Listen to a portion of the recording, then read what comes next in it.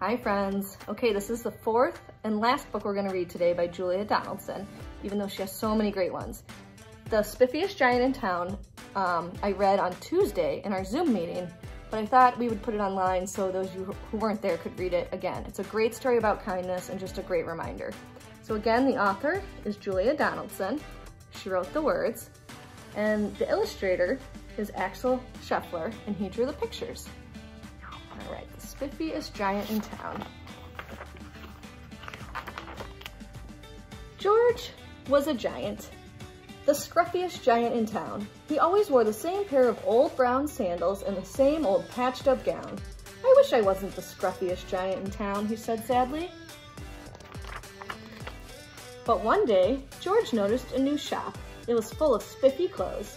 So he bought a spiffy shirt, a spiffy pair of pants, a spiffy belt, a spiffy striped tie, some spiffy socks with diamonds on the sides, and a pair of spiffy, shiny shoes.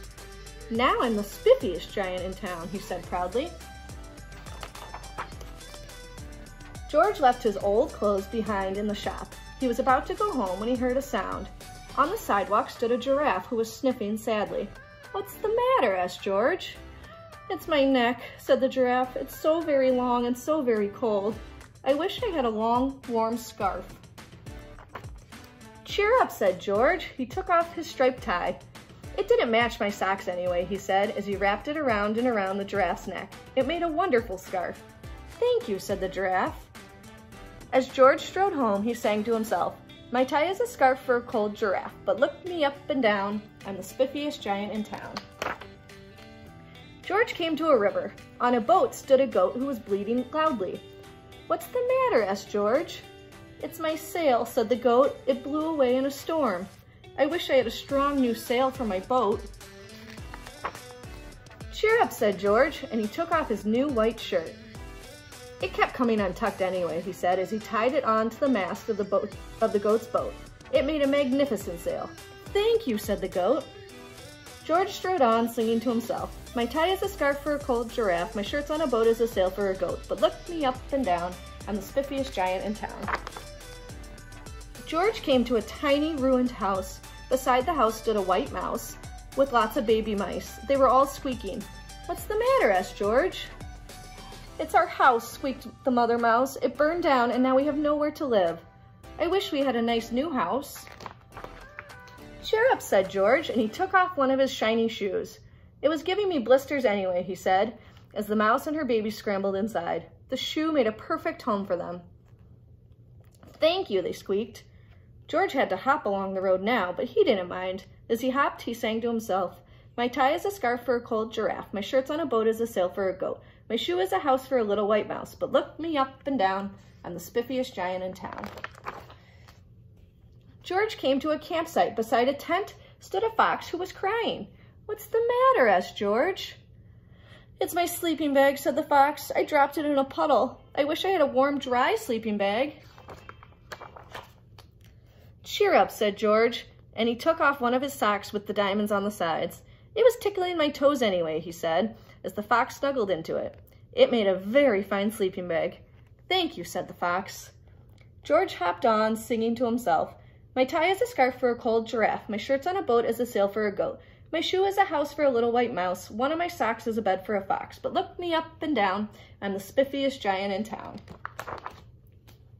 George came to a big, squishy bog. Beside the bog stood a dog who was howling. "What's the matter?" asked George. "It's this bog," said the dog. "I need to get across, but I keep getting stuck in the mud. I wish there was a safe, dry path." "Cheer up," said George, and he took off his spiffy new belt. "It was squeezing my tummy anyway," he said, as he laid it down over the bog.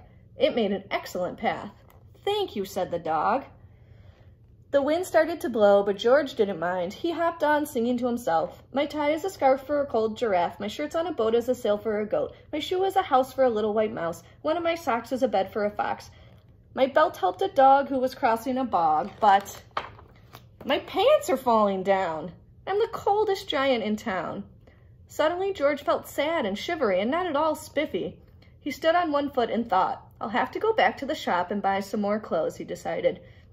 He turned around and hopped all the way back to the shop. but when he got there, it was closed. "Oh no," cried George. He sank down onto the sidewalk and a tear ran down his nose. He felt as sad as all the animals he had met on his way home. Then out of the corner of his eye, he saw a bag with something familiar poking out of the top. George took a closer look. "My gown," he yelled, "my dear old gown and sandals." George put them on. They felt wonderfully comfortable. "I'm the coziest giant in town," he cried, and he danced back home along the road. Outside his front door stood all the animals he had helped. They were carrying an enormous present. "Come on, George," they said. "Open it." George untied the ribbon. Inside was a beautiful gold paper crown and a card. "Look inside the card, George," said the animals. George put the crown on his head and opened the card. Inside it said, "You gave your scarf to a cold giraffe. Your shirt's on a boat as a sail for a goat. Your shoe is a house for a little white mouse. One of your socks is a bed for a fox. Your belt helped a dog who was crossing a bog. So here is a very fine crown to go with the sandals and gown of the kindest giant in town." And that's the end, friends. It's just such a good reminder to be helpful and to be kind and be the best you can. All right, thank you, friends. I'll see you later. Bye.